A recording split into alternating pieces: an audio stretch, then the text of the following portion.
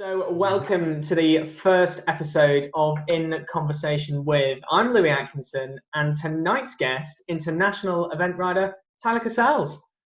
Thank you. Good evening. Thank you. I'm very honoured to be your first person to trial this. It's my first time on interactive video, so here we go. I mean, coronavirus has been the biggest prompt for this, and it's caused so many changes in terms of our lifestyles.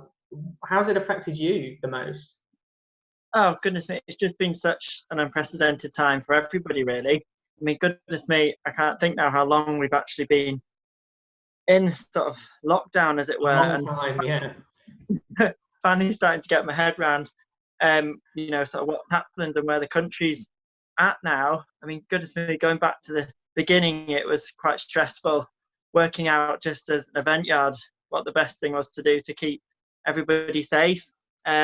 Not just the horses we're normally keeping safe, but I had to think about my staff and my liveries and, how we were going to keep going basically in this tough time. So, yeah, it has been really tricky, but I think now we're quite a long way into it and we've got quite a few good protocols in place. So managing to keep everybody happy. Well, I mean, that's great. And I think it's all about adjustment, isn't it? It's a huge adjustment to what is essentially an unprecedented time. I think globally it's had so many negatives, but has anything come positively from this? Whether it's spending more time with the horses, really focusing on training, any positives at all?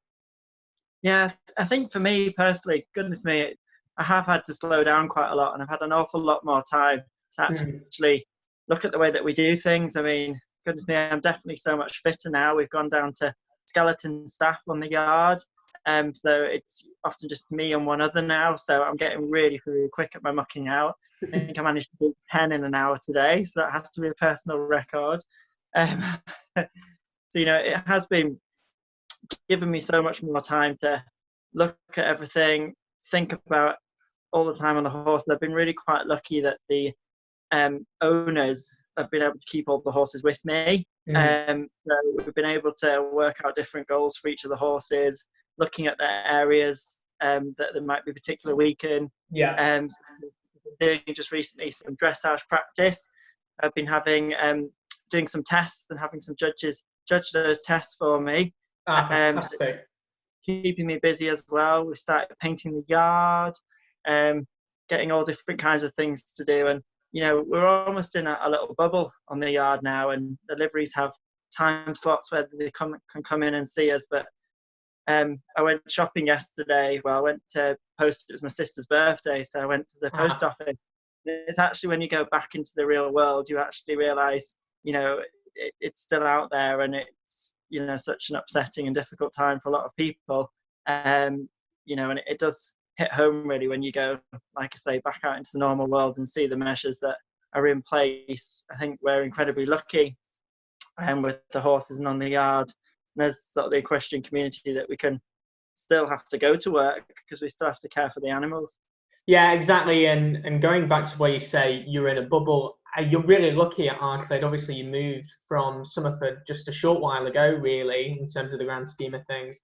But a great place that you've got going at Arclid. Absolutely, yeah. It's our anniversary now, though. Just been a year exactly, the 1st of May. So brilliant. So lucky. We're still literally 5 minutes from the wonderful facilities of Somerford Park Farm. But at this moment in time, it's been really good for us because we're very lucky at Arclid that, like you said, got some great facilities there. It's quite quiet and private, which has been, a real good time for me to focus in on the horses.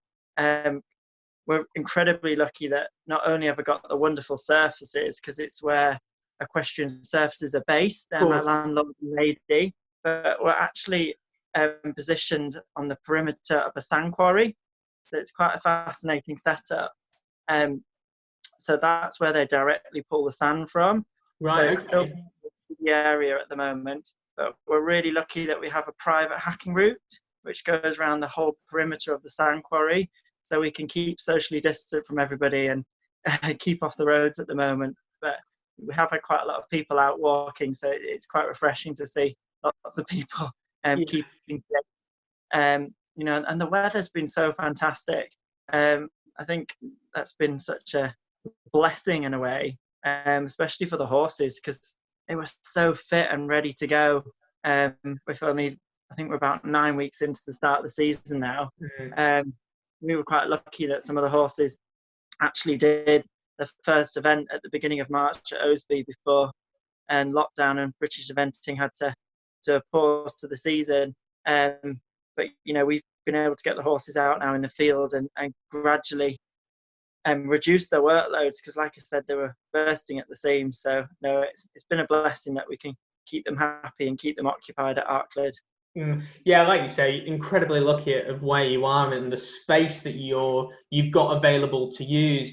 We go back a little bit to when I mentioned adjustment, and I think one of the things that hit home for me is for professional riders like yourselves, one of the biggest things that keeps the operation going is not only the support from owners and liveries, but also sponsors as well. How has that changed in terms of management for them since you're not out eventing? Yeah, this is it. It's been really a time where I've had the time to actually call those sponsors and catch up and check how they are at this difficult time. Obviously, it would be badminton just round the corner.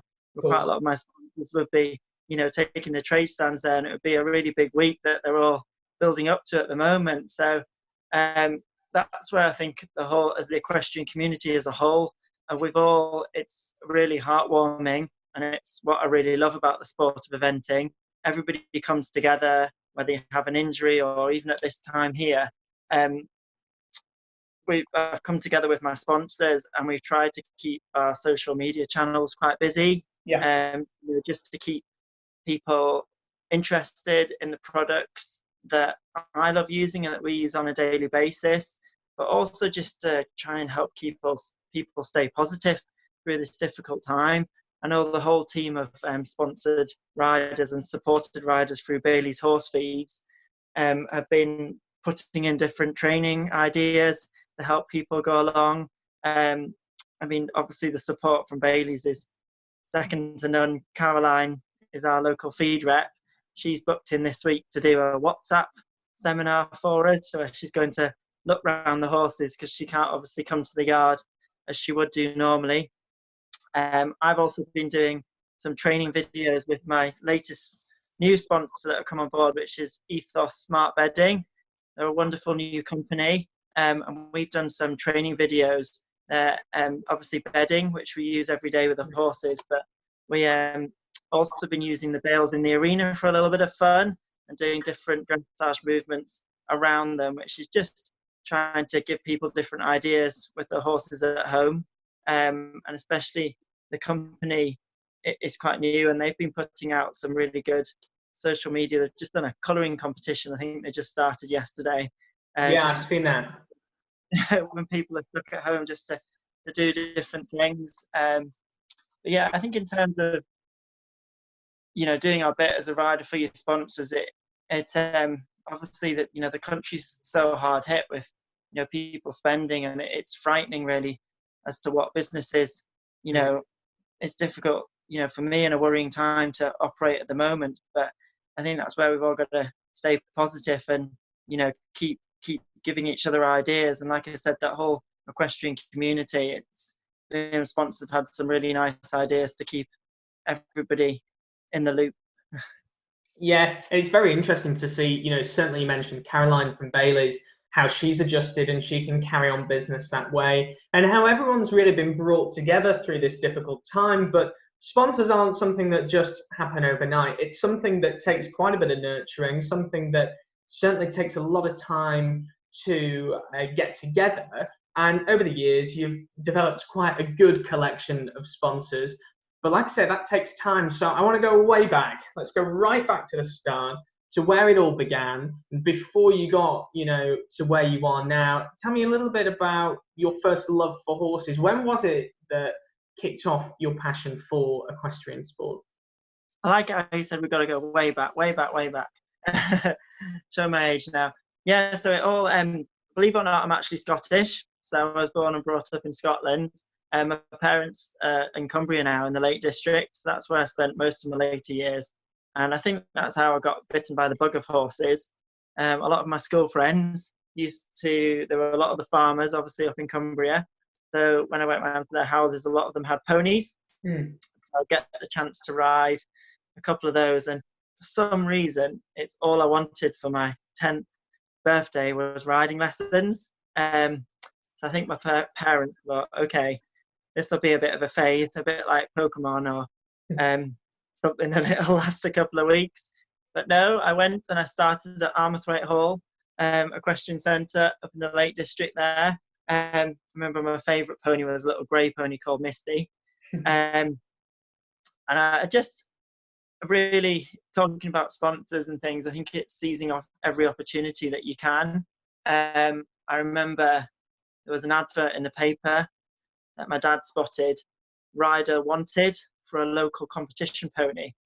And I was away on holiday at the time in France with my mum, and my dad applied for this advert and sung my praises and said what a wonderful jockey I was, and I'd done this 40-mile cross country, and I was really quite established. And this gentleman was thinking, gosh, 40-mile cross country, you must be really quite good. Yeah, but what he meant was a 40-mile hack, so I could barely do ride and trot. And I went to have a ride on this pony, and it was quite a sharp little competition pony. So I got on it, and the gentleman, Russell Skelton, said, just ask the pony to walk on. So I got on it, and I gave it the almighty biggest kick, like you would do for a riding school horse. It shot off around the field, did about 10 laps, and stopped. And for some reason, Russell stuck by me and looked out for me, and I started riding for somebody else from the age of, oh goodness me, it would be 12. So I always rode for the people from that young age, and he gave me some great opportunities. He was quite a tough gentleman. The horses used to get sold usually every 6 months, but it taught me to stick on everything. And then that was me bitten by the bug, really. I remember all I wanted was my own pony, and I left one year little post-it notes all around the house saying, Dad, please may I have a pony, in the fridge and everything. I think my first pony was a 650 pounds 12-2 pony. She was called Misty as well. Back in the pony club days, I used to take her to pony club camp and all different kinds of things. So that's where it began, but I won't bore you with all the stories of how it developed from there. But yeah, it's good, Dad. I think he's realised now it's not a hobby, it's an obsession and a way of life. Yeah, and a career now. And I think it's always nice to go back to your roots and sort of reminisce those good times. And you mentioned Pony Club there. I mean, for the younger generation, although you can be in Pony Club now until you're 25, how much of an influence was that on you? When did you get involved with Pony Club? Oh, absolutely. I had 2 wonderful competitive local pony clubs in Cumbria. I started with the Cumberland Foxhounds. I remember we used to have weekly rallies there, not just riding, I had to do the stable management as well. I do have fond memories of Pony Club Camp on this little grey pony I was telling you about, Misty. Yeah. I remember for some reason I got awarded at the end of the week a prize for the tidiest room, but not the tidiest horse, because she was a grey pony and she was stained, permanently stained yellow. I think I got some quite cheap shavings that I think were meant for cows. And I remember scrubbing her every single day at Pony Club Camp, but she was permanently skewbald. So I had some wonderful times with them. I later joined another branch, Wyndham Pony Club. They had their own field close by in Cumbria. So it was a really competitive club there. And I remember doing the Pony Club teams. And, I've still got good friends now that I know from the Pony Club. And what's really lovely is I do quite a lot of Pony Club teaching now. Some of those, childhood friends from Cumbria come up to Cheshire and use the wonderful facilities, both at Arclid, at our base, and as well at Somerford Park. They come and have training, and it's really nice. I've been home to Cumbria as well to do some training camps for the Pony Club. So, no, it's I've had such good childhood memories, and it's lovely that I'm still involved with the organisation. Well, I mean, it certainly had a big impact on my life, and it sounds like you've had a great time through the program. Did it ever open up opportunities for you that perhaps you wouldn't have had if you weren't in the pony club? Yeah, I think definitely just meeting people, and I said at the beginning how in this really difficult time that we're going through, how there's a community in equestrianism which is amazing. And I think maybe a negative thing, but growing up in Cumbria and being one of few male riders, it was really comforting to join the pony club and meet people that were into the same things as me. Absolutely. And there wasn't any male riders at the beginning, but I remember my Gymkhana Games trainer was male, and just to have somebody, obviously quite a lot older, teach me to do that, it was great fun. And a lot of sort of chaps came in later on, and I've got good friends from that. And it's just having that community from a young age, I think, that gave me a lot of confidence to perhaps stay with horses, because I don't know how you found it, Louis, but it was quite tough growing up being a teenager, getting off the school bus, and then 10 minutes later my school friends would see me trotting down the road in breeches. So I didn't do myself any favours, but no, I've got so many fond memories of that, and I don't think that would have given me those opportunities that early on. Well, I mean, the Pony Club, I think the second largest youth organisation that there is, has provided, yourself and me too, and so many others with so many opportunities, running a whole host of activities, whether you're in a centre or a branch. And it's great to hear that you're still, coaching with the Pony Club and still very much involved with that process. And I mean, certainly from my perspective, I would highly recommend, anyone to join. Would you, say the same? Oh, absolutely, yeah, definitely. And like I said, I'm very lucky that being based just up the road from Somerford, that we do get quite a lot of pony club camps there. So me talking about saying that there wasn't many male riders, it's quite nice that I teach that, and I think they quite enjoy having a male instructor as well. It's quite good fun for them. Oh yeah, I'd absolutely recommend. It would be a brilliant thing, and I think it's important for riders, and it's really nice to see the real top riders at the top of our sport. Pippa and even William mentioning the Pony Club and saying how they were active members many moons ago, and to see their children are still doing it now is really, really nice. And I think the Pony Club's developing all the time. Like, I'm just laughing saying that we're doing this video conference now, but I know that they're developing things, and I think you can do badges, can't you? Might know more than me, social media and all sorts. Yeah, well, I mean, only for me, in the last few days, I was teaching at a Pony Club virtual centre camp day, which was something that, years ago, I would have never even thought that would have been a possibility. But it seems that recent events have pushed us a bit more into the modern age in terms of technology. And now we can run virtual camps from me sat here, in the office, and keep educating and engaging Pony Club members. Yeah, absolutely. I know, it's such a fun movement. I mean, I'm just thinking now of all the Pony Club years, and I remember going to a Pony Club coaching sort of conference for 5 days, and that was a real big turning point for me in my coaching. That was with Hilary Wakefield and Chris McGran, and it was Safe, Natural and Fun Learning, I think it was called, the Snaffle course at Myerscough. And we stayed there for 4 nights, and we had lots of different Pony Club members coming in that we had to coach, and it was so inspiring. I came away there from a wealth of experience from Hilary and Chris, but so many ideas about coaching and making it fun, and I think that's a really motivational thing, an important thing, especially when you've got those younger riders. It's got to be fun. Obviously, you get those couple of riders that all they want to do is win, but at the other end of the scale, you just got people that just want to enjoy themselves. So that's what I think is amazing about the Pony Club, that it's not just one discipline, is it? It's not just eventing. There's so many different avenues to it. And I've heard that that's great that you said that they're supporting you. Are you commentating as well? And of course, you can do different kinds of things. Yeah, and they've been incredibly supportive of me, you know, in terms of Area 4, but then as the Pony Club as a whole and my branch specifically, I think have probably given me more opportunities than, you know, any other organisation has. They've put me through my early coaching levels, and it's fantastic that, you know, I'm still a member, although not that active anymore, but very much taking part in the activities and still being part of that community feel. Now, I mentioned before in terms of you know, education, and you had quite an interesting education, probably compared to some. You know, tell me a little bit about your time at college.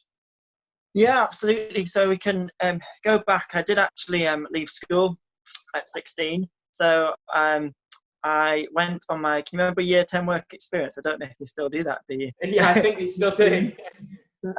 I was quite brave, and I went off down to Northampton to the late Tim Stockdale show jumping yard. Show jumping was my favourite phase back then. So I went and spent my 5 days there and absolutely loved it. And they offered me an opportunity to go back the following summer. So that was just supposed to be more work experience, but I ended up staying there. I was supposed to go back and do my A levels at school, but there was no way after spending a summer with one of, you know, my show jumping idols and having such a great time, I wasn't going to go back to school. So I had just over a year out, you know, and got to do Horse of the Year show, Olympias, you know, and learned an awful lot doing that. And then I did enjoy my studies. So my dad was quite clever, really. He sort of blackmailed me to go back to, it wasn't blackmail, but persuaded me to go back to school to do my A levels. And I was really lucky that I got to go to Queen Athelberger's College. That's one of the few colleges where you get to take your horse with you. So it sounds a bit corny, but it you know, it really was paradise for me, because I got to take my horse, do my horsey studies. So I did my teaching qualifications in the 2 years that I did my A levels, and yeah, I'd already had a year out, so I was quite a mature student. I had quite lucky that I had a car there with me at college. It was a strict boarding school, so we were supposed to do prep every evening, to 2 hours of homework, but I spent a lot of my time, as you can imagine, at the stables. Yeah, the stables. I used to sneak out of that quite a lot, but you know, I did the subjects that I really enjoyed. So I did art, so I was drawing my horse. I did photography, where I was lying underneath the fences and taking pictures of my fellow students jumping over me. So that was a great time there, and I was really lucky to meet Kate Carmen. She was the head of the stables there, along with John Marsden, who I later worked for. He used to come and do clinics. Karen Dixon used to come and do clinics there. I was lucky enough she got me into eventing, and I was lucky enough to gain a scholarship there while I was studying at college. And these wonderful people, Richard Carruthers as well, are still big people involved today. Used to come and do clinics at the college, and I was a bit cheeky. What I'd do was help them all day to do the fences in the clinic, and then I get a free lesson at the end of the day. So that worked out really well. And then that's how I met John Marsden.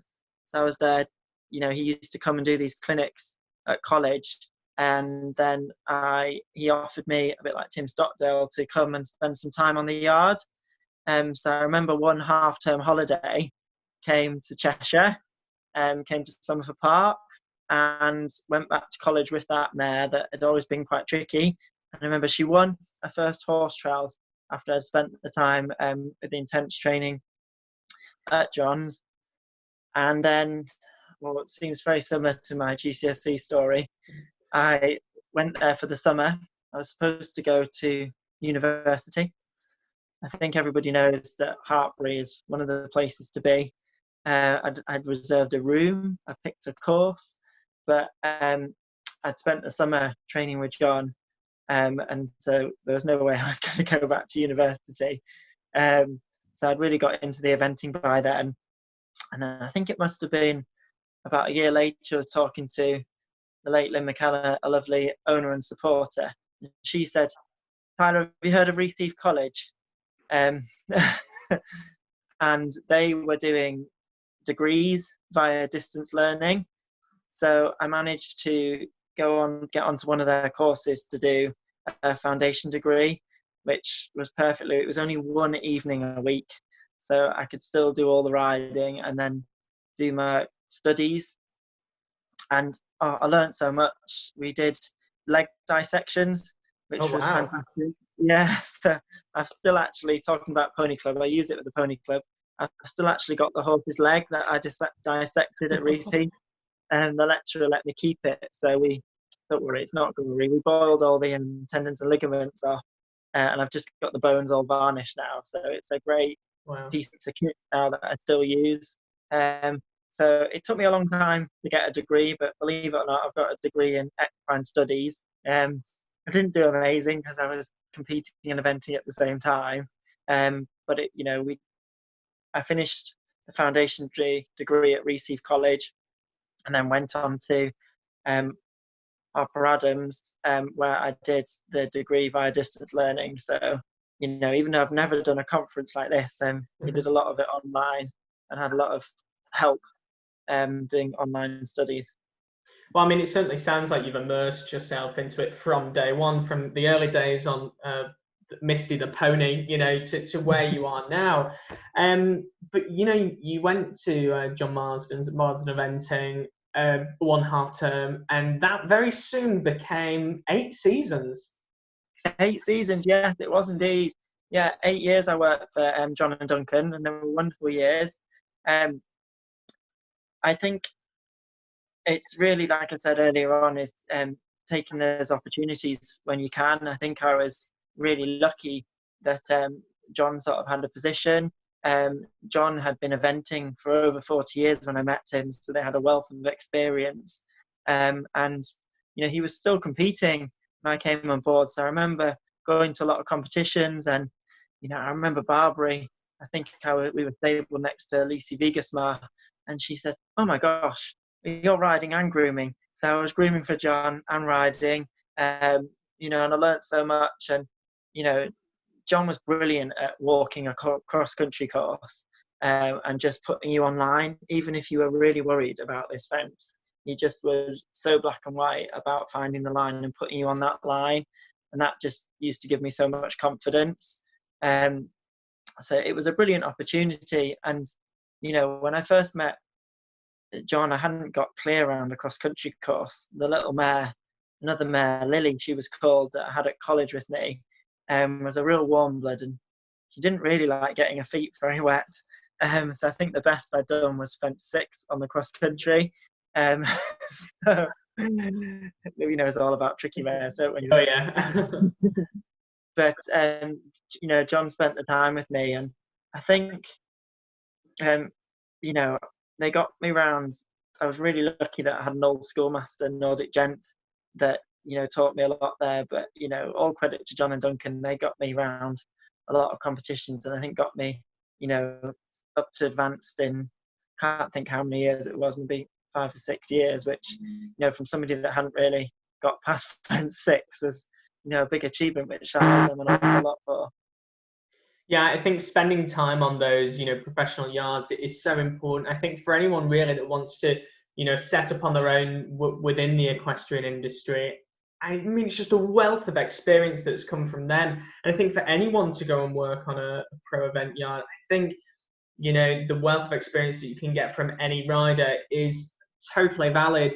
But it wasn't too long after that, after those 8 seasons, that you set up on your own.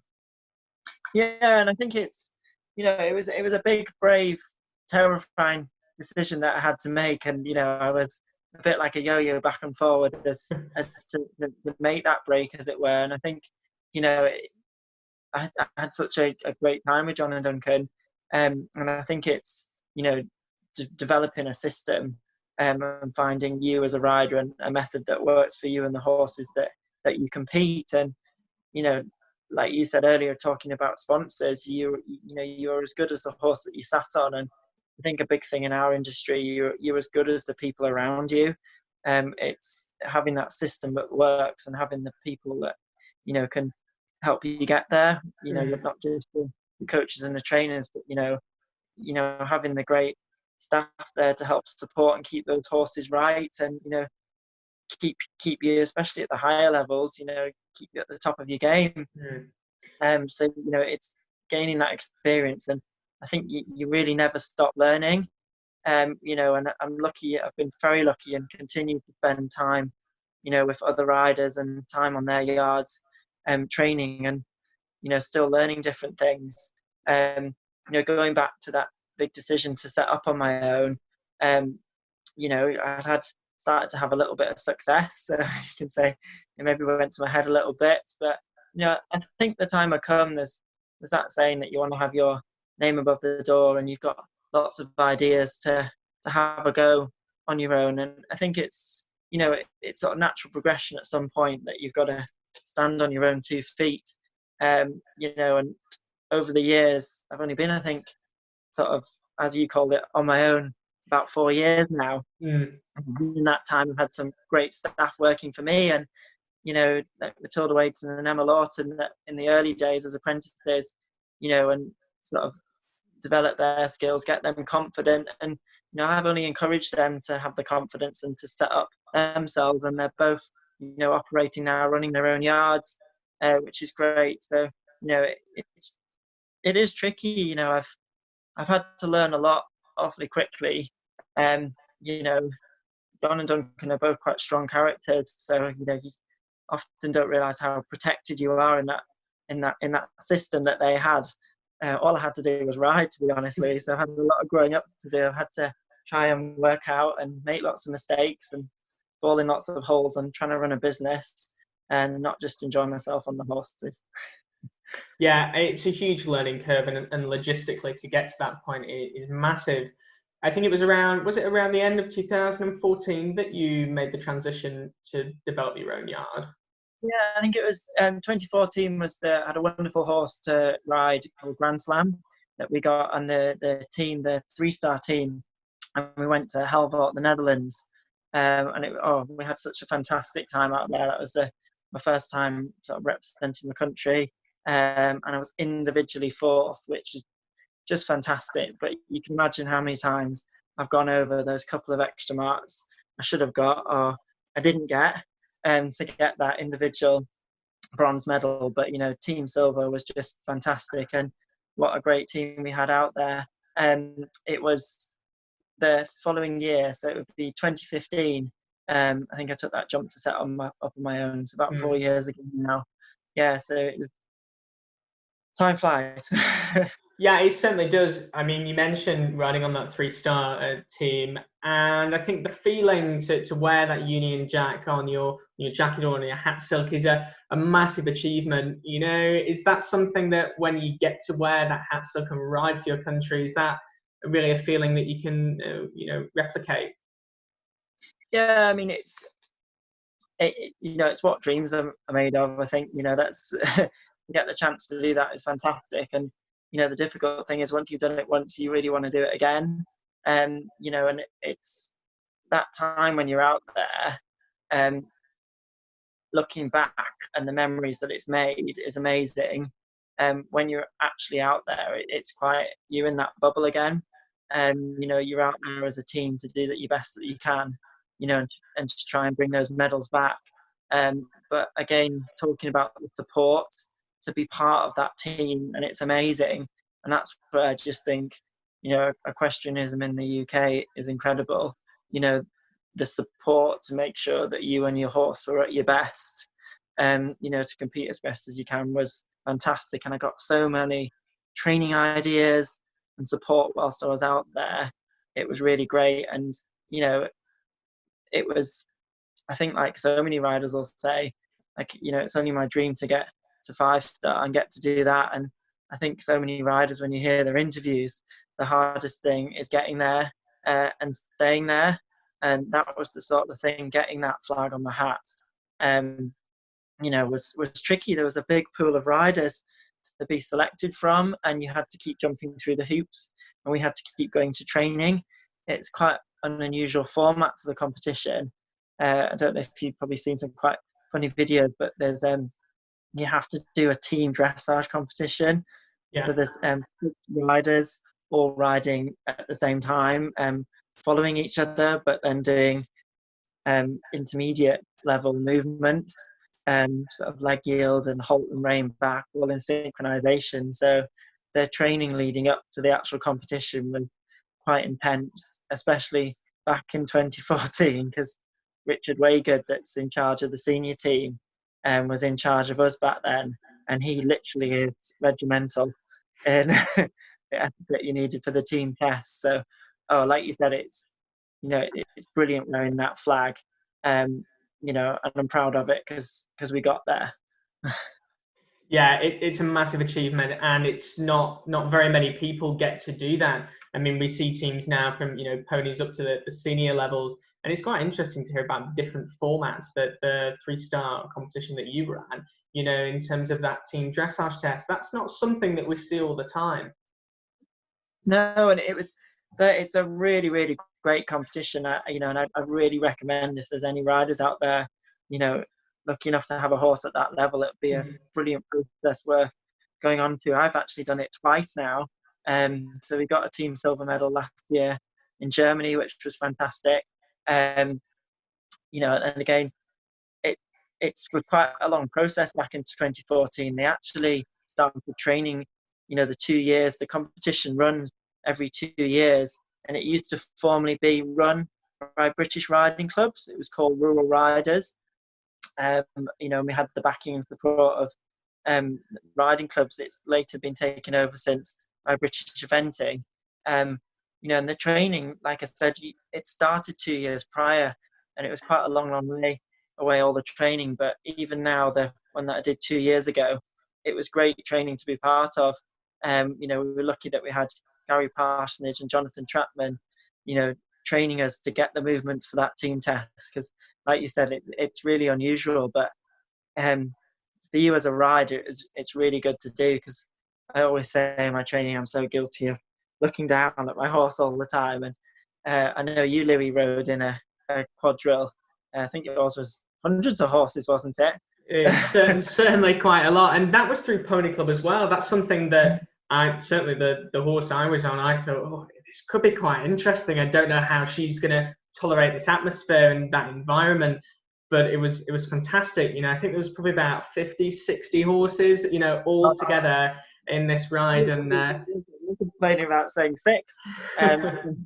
It really does, like you said, all working as a team and looking where you're going. And it really did bring us together as a team. And it was tough competition. I think we were in gold medal position in 2014 after the dressage. We made a few mistakes last year in Germany, and I think the other nations are catching up with us in that, but we brought it back in the jumping. So it was really good. But no, it's absolutely wonderful process to be part of. Andrew Chadwick, he's sort of chef de mission, and his wife, do such a great job of bringing the team together. And I've got such fond memories of, like you said, the flag on the hat, sewing the flags onto the jackets. And it's a really great level to go in at on a team. But like you said, it just makes you want to do it again and try for a senior team one day. We spoke a little bit about 2014. It was sort of the end of the start of 2015 when you went to set up on your own. But 2014, quite a big year for you, in terms of your first 4-star completion at Blenheim, and also the Mark Todd Bridging the Gap series. Yeah, absolutely. And again, these are just looking for these opportunities, that British Eventing have got these wonderful programs and opportunities for young riders. And I applied for the scholarship. I went to a couple of the training sessions with Lizzle Winter and Gillian Milner, and had a great time bridging the gap, as they call it. So making that jump from sort of 2-star to 3-star, 3-star to 4-star. I had the support, and I said, oh, why don't you try for the scholarship for Mark Todd? Okay, gosh. And again, that was, you were knuckled down to, I think there was about 10 of us that went on the day. And again, just to be part of that day was another great learning curve. It was quite intense. We had to ride in front of Mark, who would sort of critique us and then ask us questions. And then we were sort of done a bit of an interview, and you would have been fantastic at this. We sort of did, sponsorship and sort of commentary interviewing how we would come across on camera, and then we had to later jump. But I was lucky enough that I was third place for that, so I got lots of treats from the Mark Todd collection, and it's just another really experienced figure that I know I could call upon or ask anytime walking a course at one of those competitions. I just wanted a little bit of advice. I was a bit unsure about the approach to the event or the line that they would be taking. They're all brilliant people that you can talk to. So there's that. And Alicia Hawker, she was a previous winner a couple of years ago. She's done a good couple of 5 stars now with great completions. I think she's been the best under 25 just recently. So they're great support networks that are out there, and it's just finding them. One of my owners is actually really good at keeping up to date with the British Eventing website, because you've just got to keep looking at the news feeds and seeing if there's any of these groups, or like you said, pony club bursaries or anything that you can become part of to get that extra help. Yeah, I mean, there are so many opportunities. I think you've just got to be a bit cheeky and go and look for them, whether it's sponsorship, and there's occasions where you've got to approach them and build up that rapport with them, in order to get into quite a fortunate position of sponsorship, whether it's scholarships or courses or bursaries or anything. I think in this day and age, you do have to be a little bit cheeky, go out there and grab it for yourself. I think very rarely is something given to you on a plate. So I don't think, that is something that is that common. But also in 2014, Tyler, I mentioned it just before, it was, your first completion at Blenheim. And, certainly one of my favourite events to go and watch and be involved in. But you were also at Blenheim last year with Judo Salsa. Yeah, it's a wonderful event. And, going back to this year and where we are, it's such a blow for me and many riders to, that probably was my end aim for this year, goal for Judo Salsa. She campaigned the 8 and 9-year-old as an 8-year-old there last year, after going to on the team in Germany on the 3-star European Cup team. So it was icing on the cake. We got in from the wait list to go to Blenheim last year. So, she was quite green at a lot of the movements. We've been doing a lot of counter, for the team test a couple of months prior. So she was green. So, we would have really loved to have gone back this year to, to hopefully do a bit more of a secure and confident job. She's had a lot more time over the winter to mature. She's had some time off after the busy years she had. And, we've been working those advanced movements just to get her a little bit more confident with them. And yeah, Blenheim is such a magical event for me. Like you said, it was the first big jump to go up to the old 3-star, 4-star. And, I had the wonderful ride on the horse Grand Slam. And it's been really nice that for me, I did the, the European Cup team. And then those horses then went on to go to Blenheim, which was really lovely. And, it's such a nice event because it's getting bigger and bigger now. But it's not just, all your top riders there doing the long format. Now they have the arena eventing there as well. And I think they've been having some of the dressage championship there now as well. So then, there's a lot of the younger riders, pony club coming along. And just the ambience and the whole setting is just incredible. Like the cocktail party in the palace. It's just such a lovely setting. So yeah, Blenheim has to be a favourite of mine. It's such a shame because there's no guarantee that we're going to get an event season this year. I don't think there's any, guarantee whether much competition is going to be starting up. Hopefully, as we move into, the winter, or, come into autumn, maybe we'll get the tail end of the season. But who knows? It's something that's unprecedented. We've never really been in this situation before. So if we were to, I know it sounds awful, but theoretically write off this season, and although you've obviously not really had much chance to get the horses out this year, what's it looking like for you come 2021? Yeah, I've just mentioned a few of the horses there. I had quite a big operation when I was at Somerford previously, and moving to Arclid, I've condensed sort of the yard down a little bit, and it's really nice having the time to work a little bit more attention to detail with the rides that I've got. I maybe didn't have the last ride that I had this year. It was going dark last to go at Osby, made a silly mistake on the cross country, so that's been sticking in my head. So I know I've got quite a lot of work to do with a little talented mare we've got in a syndicate, Frankie, so I'm really looking forward to getting her back out and getting her going. And that was the really exciting thing about this season, was that the horses that I have were all about to step up a level, which is always maybe can sometimes be a difficult time or an uncertain time as to how they'll cope. And to me, it's all about keeping them confident and making sure you've done all the right preparation at home.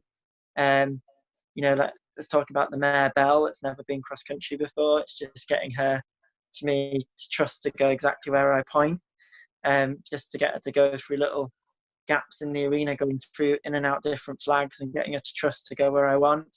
So she'll just be aiming to get out and get confident with her feet on grass. She's used to surfaces. Frankie will hopefully be stepping up and doing, a bit more consistent intermediate. I'd love to think Hendrix, the Cooley horse, will hopefully go advanced. We've spoken quite a lot about Salsa, so I'm really excited about those. And I'm always one you've got to have your goals, but I think you've got to live in the moment and be realistic about where you're up to. And I'm lucky that we've got a little community at Arclid. A couple of my liveries I'm really excited about supporting and helping them on their journeys out into eventing and stepping up. Some of them hopefully to do their first novice, which I think in our sport it's called novice, but as you know, it really isn't novice, is it? Fences are not just higher, but they get a lot narrower. So I'm looking forward to coaching coming back as soon as possible as well. Yeah, hopefully it's not too much longer before we can try and taper back to normal. And it certainly sounds like you've got a very busy year next year and perhaps to the tail end of this season. And it definitely sounds like you've got a few stars coming up through the ranks. Well, I think that about covers it, Tyler. Like you say, fingers crossed for the rest of this season, but thank you ever so much for talking with me in the first of hopefully many episodes of In Conversation With. Thank you ever so much for being the first of many, like I say, and I'll speak to you soon. Brilliant. Stay safe.